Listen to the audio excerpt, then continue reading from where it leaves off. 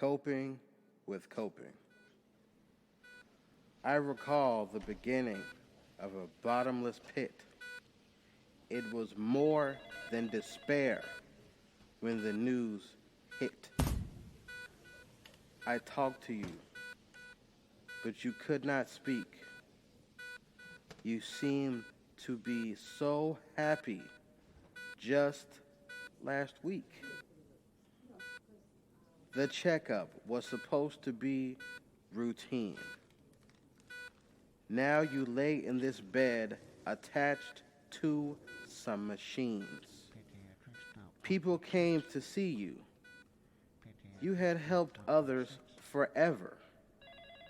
They prayed, hoping that you would feel better. I cried when they said you'd heard my name and responded as if we were talking plain. I bucked under the pressure and the feelings I had. School became harder. I felt guilty that I was doing so bad. I know that you had high hopes for me, but I never knew how hard coping would be. Things just feel different. I take your ashes with me to most places. Maybe it helps to still have you with me daily. I still feel kind of numb when those days do pass that mark your birth and when you breathe your last. It's different from when Mama died. I had you to comfort me when I needed to cry. Now you too are gone, and I've never felt so alone, so alone, so alone. Questioning my mortality and all that I've known. Hoping my end doesn't come the same as you both. At 51, from cancer when I was needed the most. I am yet to have a child, but if I do, I'd hope that he'd love his family just like you. Things just feel different without you. Bonded by compassion. A window between worlds. Might finally be together.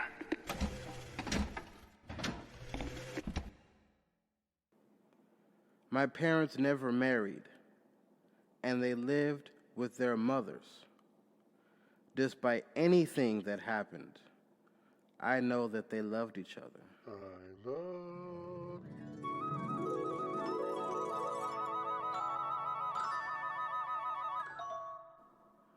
My dad took care of my mom when she became sick. They both took care of people, and both loved it. They met in a nursing home, a nurse and an aide. How grateful am I for that connection to be made. I am a Tate and a Tompkins until my last breath. The best combination ever seen yet. I love you. I love you. I love you. I love you. I love you. I love you. I love you. Little queen of my future. I saw this little girl in my dreams. My dad's first was a girl, so is this one for me? She seemed to wonder if she would complete her task. I sat up, ready to catch her fast. She took a few steps with a smile on her face. She was learning to walk all over the place and all over my heart, which was filled with joy. I'd have just as much if she instead were a boy. I want to impart our history so you never forget that you will be the greatest little queen yet. Hidden by pain. Pain is blocking my memories, to be honest. So I have my family do the honors and remind me of my youth and stories before. 'Cause every time I try to think, my heart's on the floor. My ways are ingrained. Can I break my habits? Do away with procrastination, or have it be mastered? My whole life has been exacerbation and contemplation. If I only think better, is that really enough to make it? This law of attraction study is pulling me in. Even with a vivid mind, I can't imagine the ideal version of me, the one who does on the inside speak.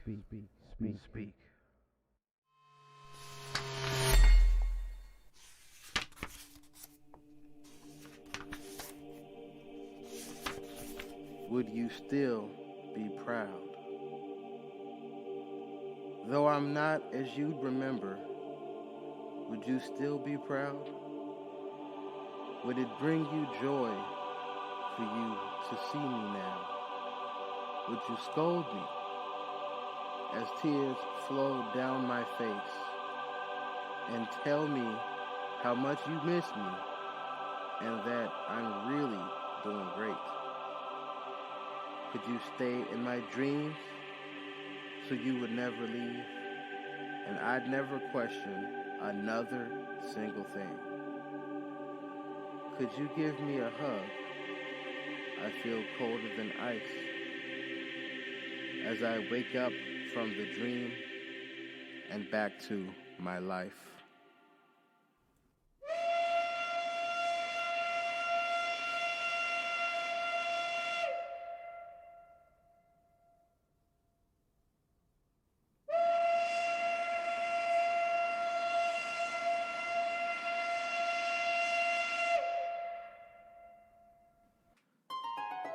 I dream of your strength. I do not see you in my dreams, but I think of you still. I've become a man since you've departed. I know the joy you would feel. I want to be that force that brings everyone together like you. Today, I am writing to you for strength in the decisions that I choose. With the next poem, I was bouncing around some ideas of names to title my next effort after this one. Well, there are currently 2 next efforts after this one. The first one, which does not have a precise name yet, is just another book of my own works. The second one is a book of my mother's works. You see, in addition to her being a nurse, she was a very talented writer.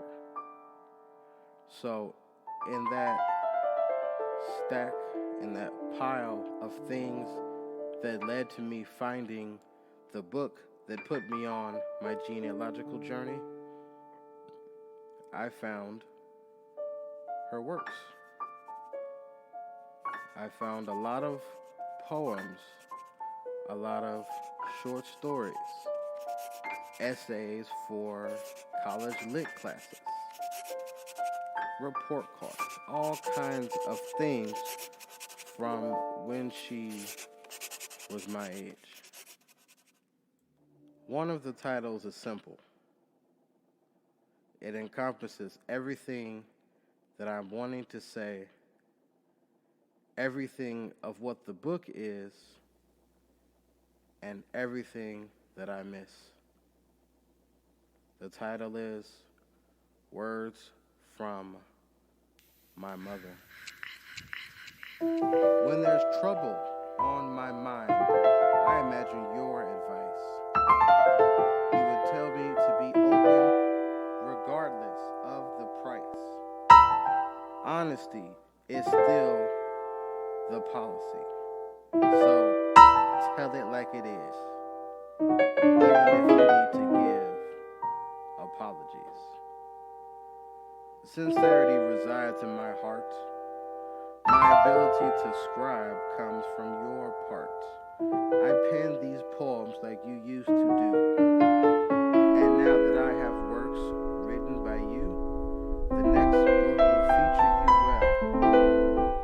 Words from a mother that a son can tell. The title of the next poem is Martyr. In parentheses, I have my long-lost friend. The M, A, and R in martyr are the initials of a good friend of mine from grade school.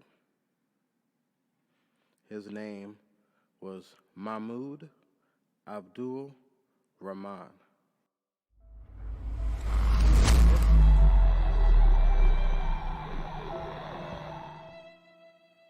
We called him Mock.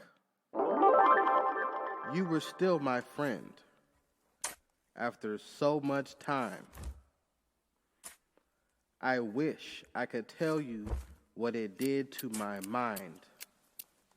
This life is short, but he cut yours quicker.